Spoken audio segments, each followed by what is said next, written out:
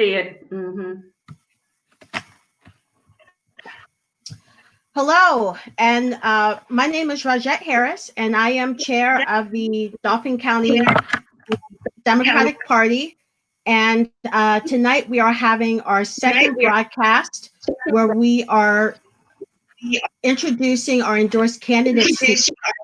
Tonight we have Tracie Fountain, who is running for Auditor General here in Pennsylvania. How are you?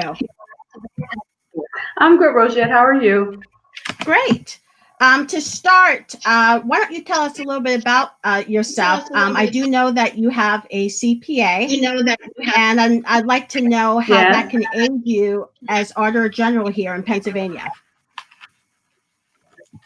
Okay. As Rogette said, my name is Tracie Fountain, and I'm one of 6 candidates running for Auditor General. And I'm the candidate in the race who, in addition to being a C.P.A. since 1991, worked for the Auditor General's office for 29 years before deciding to resign to run. As far as my C.P.A. license, maybe one thing that you don't know is all of the other Auditor Generals that I worked for, they hired a C.P.A. or appointed a C.P.A. to come in as their Deputy Auditor General for audits. And that's who those of us as Bureau Directors reported to. So the C.P.A. is important when you're doing audits because you can use that knowledge and experience and issue a report that's done in compliance with government auditing standards. Great. Can you tell us some of the things you did in the Auditor General's office? If I'm not mistaken, you were there for 29 years, and you've been running on your experience. So please tell us how your experience can aid right now with that office. Okay. All right. Well, as a Bureau Director, you're responsible for basically developing audit policy and procedures, managing field staff, making sure engagements are done, audits are done correctly and timely, accurately, approving work papers, all of the technical things that go with that. And so the last 22 years of my tenure, I served as Bureau Director of 5 different audit bureaus. I served in the administrations of the current Auditor General and the prior 3 for the last 22 years of my tenure. And running 5 different audit bureaus, sometimes 2 at one time. So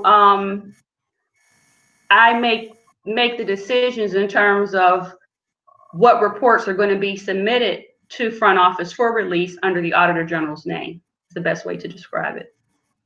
Okay, great. So if elected, what would be your top 3 priorities as Auditor General? Okay, well, my very top priority has to do with making some decisions about staffing. I watched Eugene DePasquale, our current Auditor General. I watched his podcast with you yesterday, and he talked some about the staff shortages, which I agree. They were the result of budget cuts and things of that nature, especially during his tenure. It seemed like as our work got stronger in the special performance area, then sometimes there was a budget cut when funds were available. Mm-hmm. So what I would like to address is when I started with the Auditor General's office 29 years ago, the department had 850 employees statewide. And as of November 1st, the department was down to 392 people statewide, while still being responsible for 5,000 mandated audits annually. Okay. We also, as a result of the budget cuts and lack of funding, all our regional offices were closed. And everyone except for the Bureau Directors and upper management before the pandemic are working from home. So our auditors don't necessarily get to work in the crews anymore day to day. So what I would like to do, or face to face, I should say, one of my top priorities would be to go in and assess the impact of the staff shortages on our ability to get the audits done and get them done timely.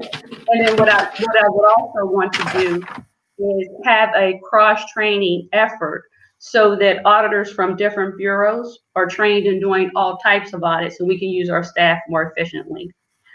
And concurrent with that, I want to add performance audit components to every mandated audit, because right now we have our special performance side and we have our mandated financial related financial and compliance audits. And what I found during my career is that when you add performance audit components to your regular financial audits, then you can find not only areas of fraud, waste, and abuse, but also mismanagement. You can identify funded programs that may not be operating efficiently and effectively. And since that gives you such a bigger picture, these performance audits, a bigger picture on how state government is operating, I want us to do more, not just the special performance audits that everybody loves, but add those objectives to every audit that we do. Okay. I have a question here from Deb.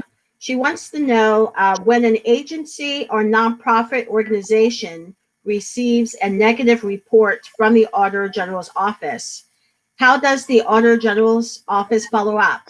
Are there any penalties for being in non-compliance?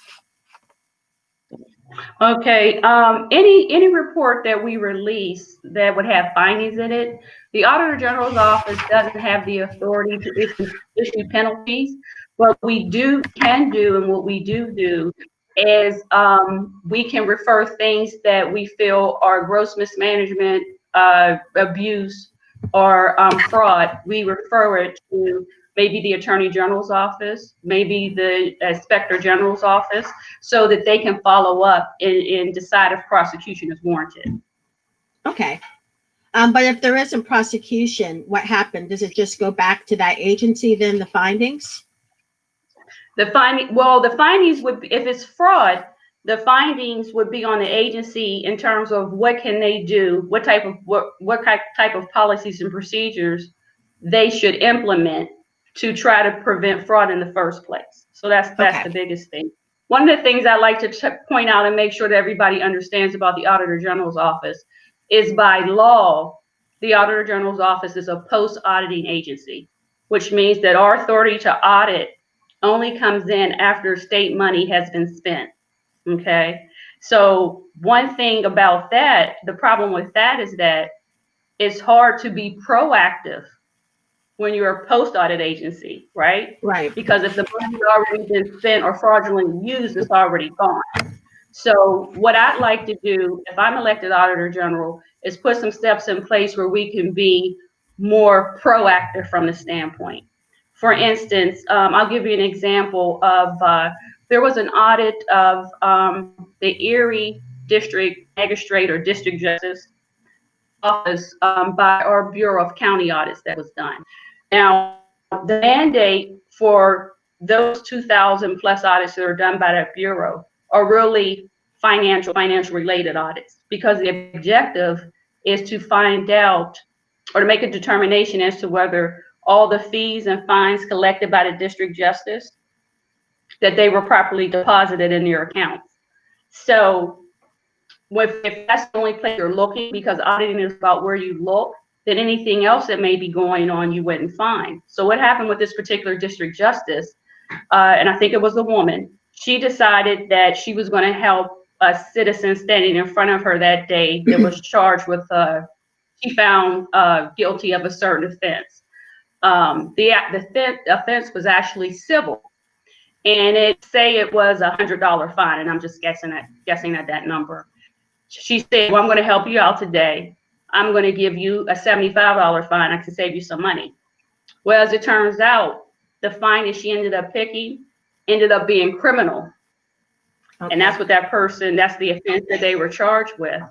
And they ended up getting a hit on their background report, which caused them to get a criminal background charge. And they applied to the military and couldn't get in, and that's how they found out. So I got to thinking about, in terms of the impact on that person's life, in terms of the serious impact that it had, and how many other people might that have happened to. So how about we change where we look, or expand where we look in that with those audits, to make sure that there are no more justices out there that don't have some type of policies or procedures in place to ensure that when that district justice makes his or her charge or offense, it's the right one. So that would be adding a performance audit objective to a financial related audit. Okay. And in that way, we can be proactive to prevent something like that from occurring again.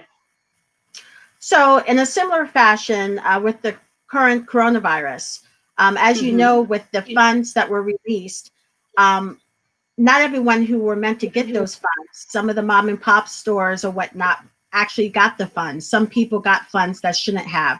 Is there anything that the AG's office could do to assist that or not, to help people get the funds that they need? Yes, actually, if everyone goes to my campaign website, www.tracieforpa.com, on my media page, I wrote an op-ed piece. It's called A Call to Action, Protecting COVID-19 Economic Stimulus Funds from or Reducing the Risk of Fraud, Waste, and Abuse. And what I say in that piece is getting back to what we talked about just a few minutes earlier, in terms of the Auditor General's office being a post-auditing agency. We don't want to necessarily just wait until the Auditor General's office gets around to auditing the funds awarded to recipients, to determine if they were fraudulently used. Because if we wait that long, any money that was used fraudulently, it's already gone and wasted and not available to the people who need it. So what I suggest is that in my call to action, I say to all the agencies, the state agencies that are responsible for awarding this money, make sure they have some pre-verification procedures in place so that there are some things that they check. The people that are applying, is it a real business? Are they residents of Pennsylvania? Is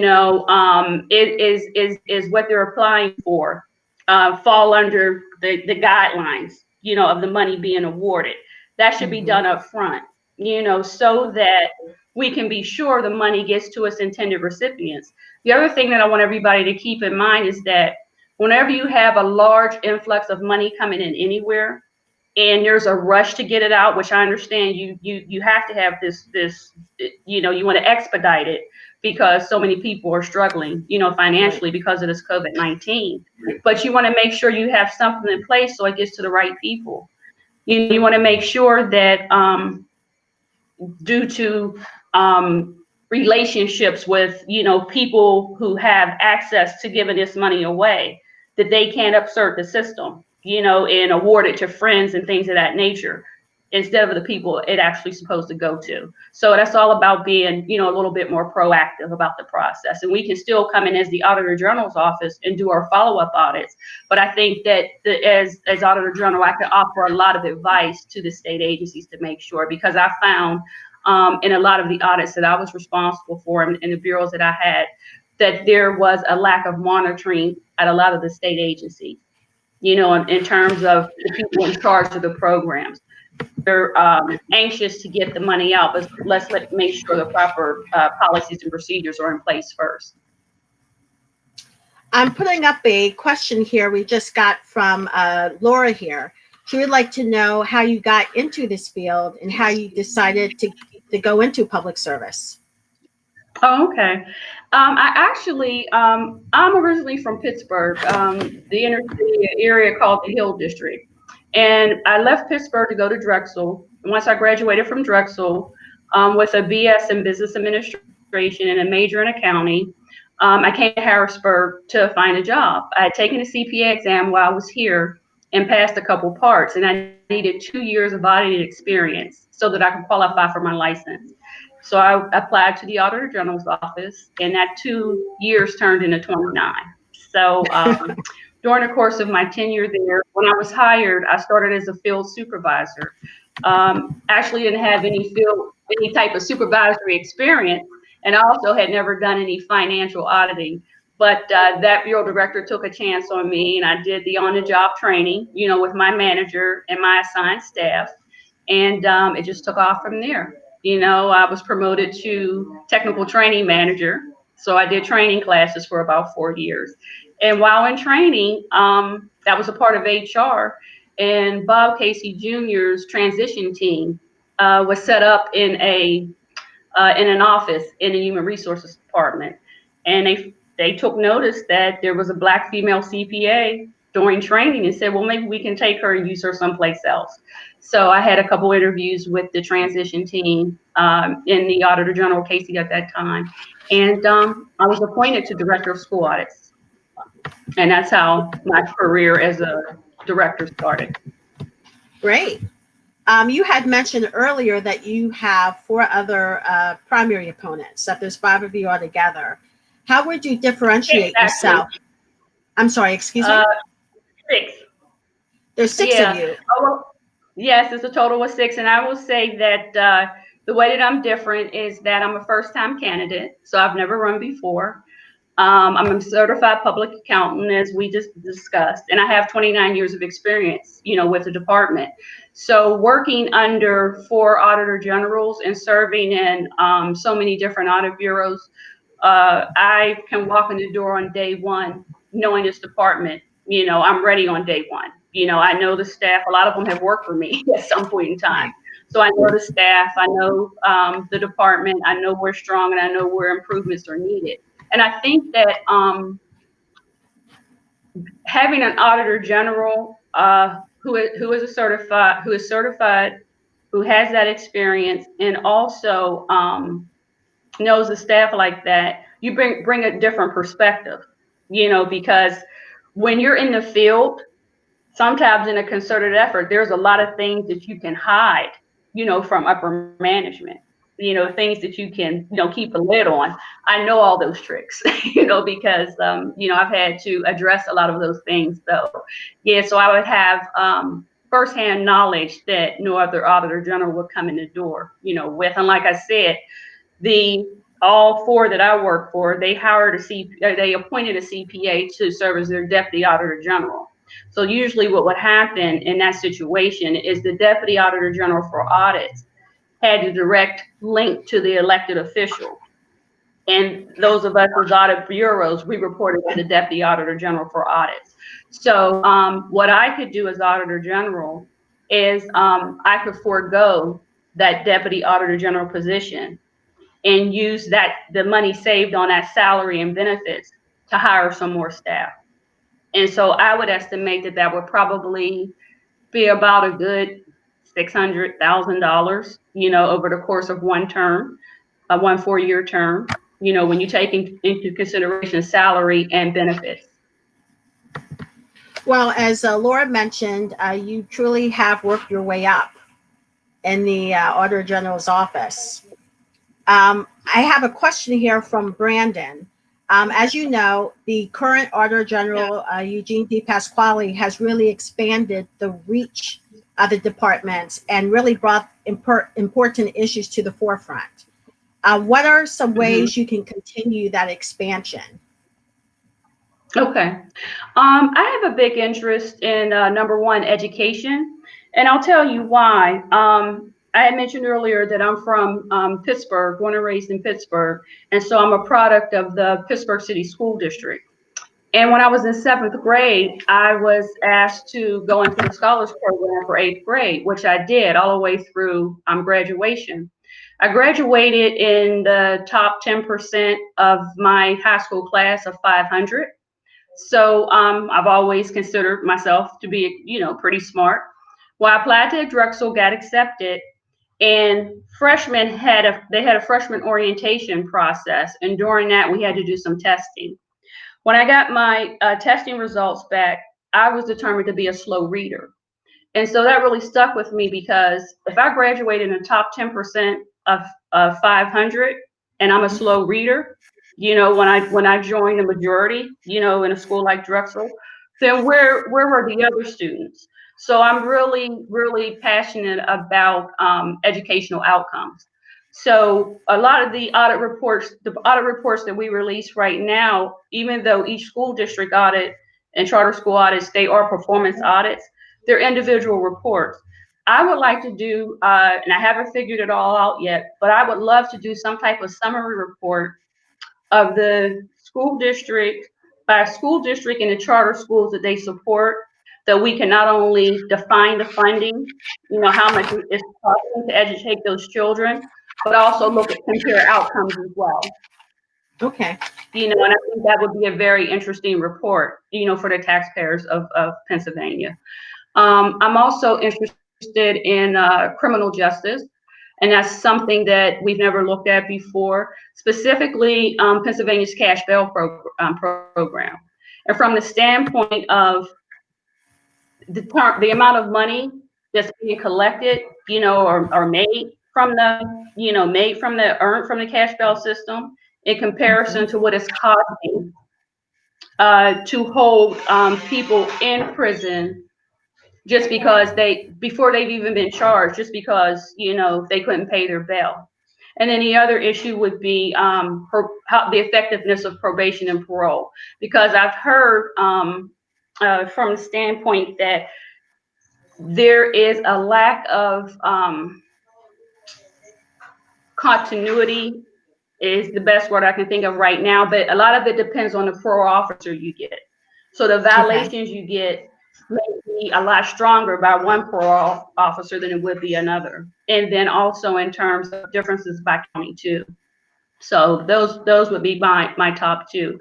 Also, every performance audit done by Eugene that hasn't been followed up on to determine whether the corrective actions were made, those would be picked up and done as well. Okay. And the other thing I thought about was in our reports, there's always recommendations. I would like to start including a response from whatever committee, whatever legislative committee is in charge of the entity that we're auditing, just to see, what their plans are. Because the Auditor General's office is a recommending agency, right? We don't have the authority to implement policy, at the Commonwealth level. So I want to do something where we can shine more transparency on corrective actions and how they're moving, instead of just having so many repeat findings. So maybe if we can include from those legislative policymakers, who are responsible, who sit on those committees. Right. Here's our findings. What are you going to do about it now? And then in that way, they have to answer to the citizens. Because what I would like to see is that the citizens of Pennsylvania having more knowledge about what the Auditor General's office does and what the true power is. And the true power comes from the citizens. Our power comes from being able to write reports that are deemed so significant by the citizens that you want to get up and take action. I think in the Auditor General's department, we can do a lot more in terms of maybe putting some information out on how legislators vote, on certain issues and things of that nature, so that, we can stay in tune that way. Because I'm never going to overpromise, what I can do, and I want to be able to explain to everybody, this is how it works. This is how I chose to do it and why. Great. I just want to keep encouraging our listeners to keep sending your questions. This is a great opportunity to meet and get to know Tracie, and then of course know what she would do as Auditor General. You can also read more about her and our other endorsed candidates on our website at www.dolphindems.com. And I'm going to show you here another question from Teresa. She would like to know, what would you do differently than previous administrations in order to provide better communications and accessibility to the public? Okay. One of the first things I would do is, I think I would shorten our audit reports. I think that I would make them easier to read and not take so much time to read, because I understand that everybody's busy. They have so many challenges and things of that nature. So anything that I could do to make the reports shorter and more straightforward, I think would be a great gift to the citizens, because there's always been great information But sometimes, especially for some of the special performance audit reports, they can get, 36, 56 pages and things of that nature. And I think about actual people, who don't work there, spending their time. It has to be a chore, to really go through all that and really understand that. I'd also like to get back to something tantamount to town hall meetings, in different communities to find out what are the issues that are really important to them. And maybe now with Zoom and whatever this is you have me on today, the Be Live and all that, it would be a lot easier to do maybe. That it wouldn't necessarily require me to travel the whole state all the time, but I do want to get out and be visible, and hear from the citizens and really up the profile of the department. It's funny that whenever I say that I work for the current and the last 3 auditor generals, they all know their names. So if they know their names, they're aware of the reports that they issue. But for some reason, what we do or what the department does doesn't always resonate. And I would like to change that. Also have some type of community outreach program, really have a face, across the state of the community. Okay. She also asks about accessibility. I don't want to speak for her, but I don't know if she means people with disabilities. Is the office? I'm sorry. She also mentions accessibility. I don't want to speak for her, but I don't know, is the building accessible for people with disabilities?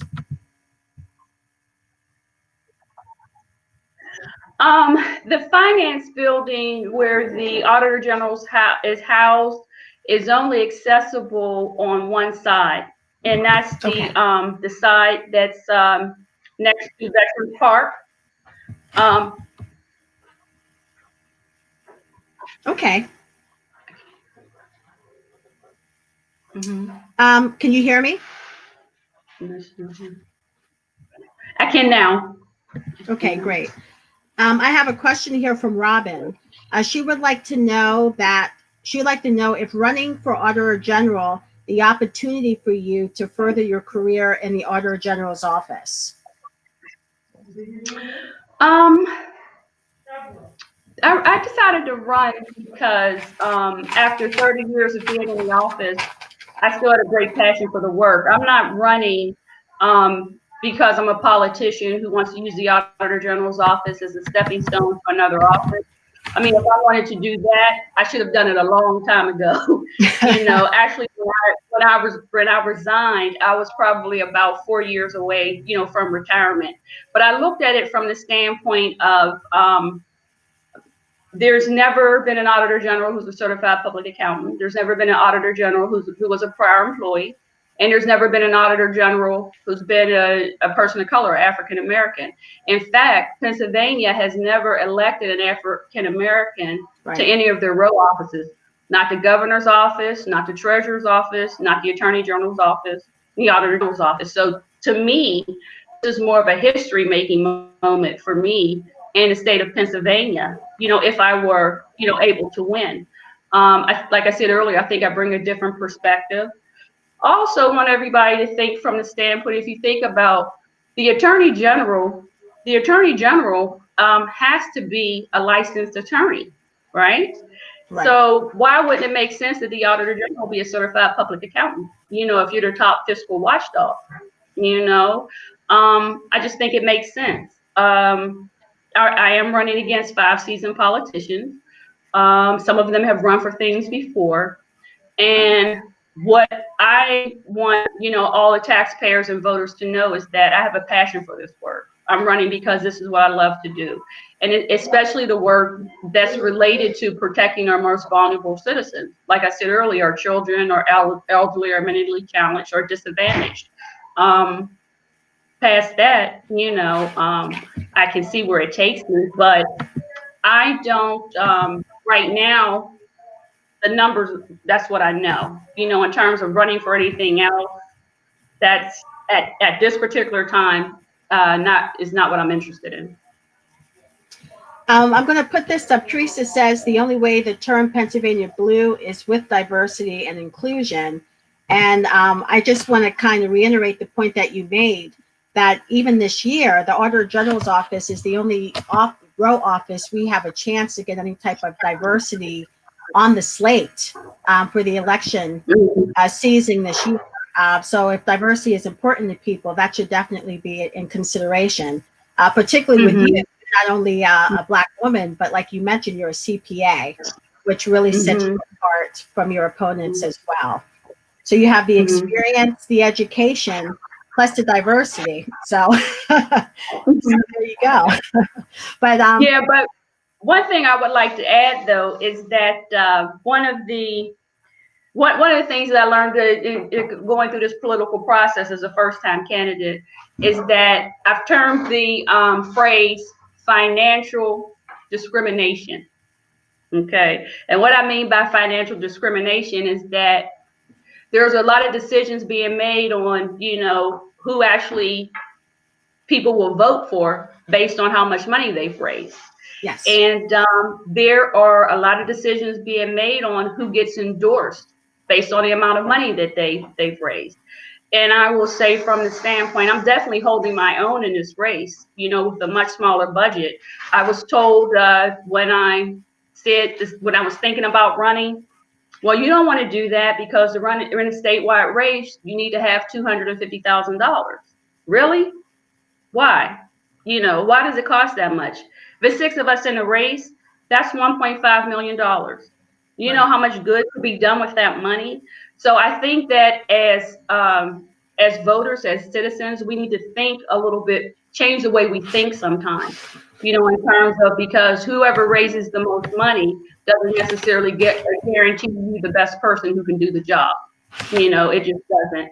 I think one of my lowest points in campaigning was when I went for an endorsement with a progressive group, and they had an application process, and they also had a meet the members interview process.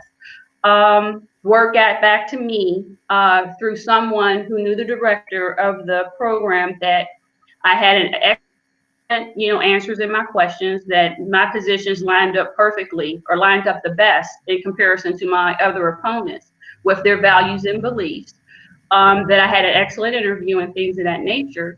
So I was thinking that was an endorsement I would get, and actually found out I didn't. And when the executive director called me, it was because I was told that I hadn't raised enough money to win this race.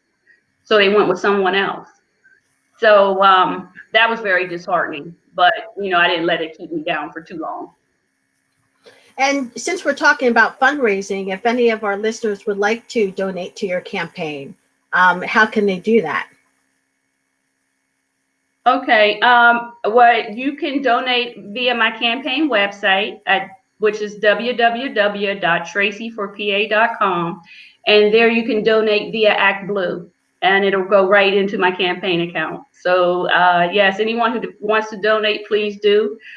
We can actually use the money to push through the Get Out the Vote week, and make me even a stronger candidate, in this race. As you know, social distancing has made it difficult to campaign for everyone, because you can't go to the community events, you can't go door to door.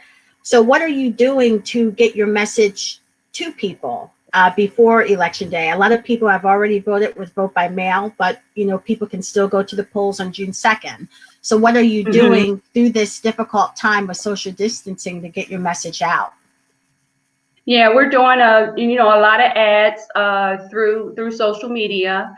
We're doing some radio. I've been joining a lot of groups on social media and just sitting out to have an introduction email where I talk about my experience, my background, why I decided to run. I've been reaching out to friends, having them share for me on all their platforms with all their family members and friends, and calling people, doing regular calls and texts and things of that nature. Anything can be done. We did our last in-person candidates forum was Friday the 13th down in Philadelphia, and I had and that's something, Friday the 13th. And I had a good night that night, and I felt like I was just getting into my stride of being in front of people, and had a bunch of things on the calendar for the upcoming weeks. Had 4 fundraisers planned, and that Friday the 13th, by that Monday, it just started disappearing, everywhere. And so it's really been rough, from that standpoint. So I had to learn or get used to a whole new way of campaigning, and it's thank goodness for this. Thank goodness for, people like you doing things like this, because without these things, you're totally shut off. So I have another candidates forum. We have a candidates forum tonight. Starts at 7 with one of the counties. I think it's Lebanon County. That we're doing tonight. We had a couple yesterday, and so this has come the campaign process.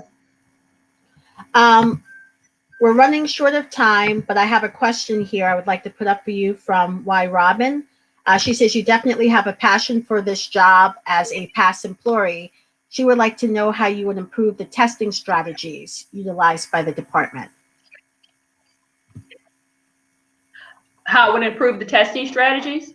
Yes. Yeah, it would come from the way I would improve it is I would start with meeting with the individual bureau directors and having them detail to me what their testing strategy is, and discuss and make some decisions if needed as to how it should be improved.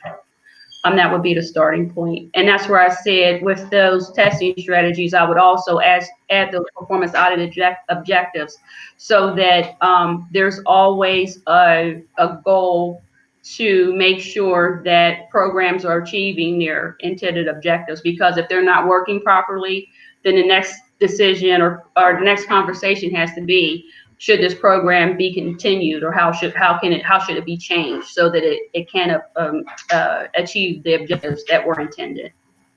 Okay.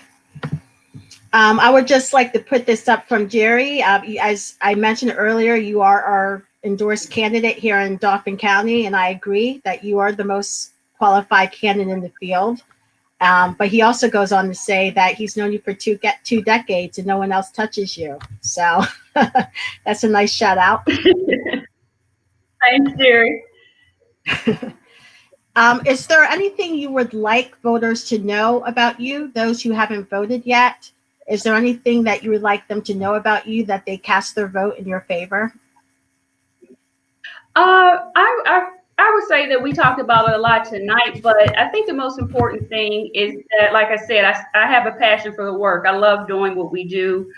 I think the work's important. I take pride. I've always taken pride in my work, and always have strived to do the best that I can do with it. And what has happened with me, with the staff reporting to me, is that they see my enthusiasm and my attention to detail, and they mimic that. So we work together well as a team to get things done. I think that I have a very good reputation in the department for being technically accurate, and for being a strong director. That's not to say that I haven't had my number of grievances filed against me. Right. But I made sure when I started as a bureau director that I read that contract cover to cover, so I knew what I was allowed to do and what I wasn't. So for every grievance that was filed, the department never lost one. So and that's another thing, that's knowledge that I have coming in, that the elected auditor general may not have to deal with on a daily basis, but say your HR director would, and so knowing what's allowable and what's not allowable in a contract protects me as the elected official. I don't have to rely on somebody else to make those decisions. Right. Well, I do know that you have another candidate form to do, but I would like to thank you for coming on and answering questions by voters. and by, sharing your experience and your passion for this job and why you are best suited for this job. Again, I'd like to tell everyone to read up more about Tracie. You can go to her website, which I'll let her say in a minute, but you can also read about her on ours on www.dolphindems.com. This video will also be available to view later. Those of you who are supporting Tracie, I encourage you to share it on your social media pages so more voters can see this, to hopefully get her some votes to get over that finish line in a couple weeks. But I'd like to leave the last couple minutes, Tracie, for you to give a closing statement if you would like to. Okay, thanks, Rogette. Like I said, please go to my website, www.tracie4pa.com, and that's TRACIEFORPA.com, and read it there. I think that I have the strongest website out of all the candidates in terms of the technical information. Is there my plan, for the department if elected. Go to the media page, go to my media page. There were 2 op-eds that I issued. And I did these op-eds to evidence the proactive way I'd run the department if elected. We talked about the COVID-19 op-ed, a call to action to protect the COVID-19 economic stimulus funds. I did another one that was related to monitoring grant funds awarded to nonprofits, okay, to make sure that we reduce the risk of fraud, waste, and abuse, of those funds as well, to make sure that our nonprofits are operating as they should be, and that they're really in a position to help the people that they're supposed to be helping, because that's the real crime, when money is wasted or mismanaged or whatever the case may be, and the people who are in need don't get the benefit of those services, that were intended to get them. And Woody here is asking if you have any yard signs or any type of window signs or anything like that. If so, how can they get that? If you send me a message on Facebook, then I'll make sure that you get one. Okay, great. Well, again, thank you for joining us. Good luck, and we are proud to endorse you.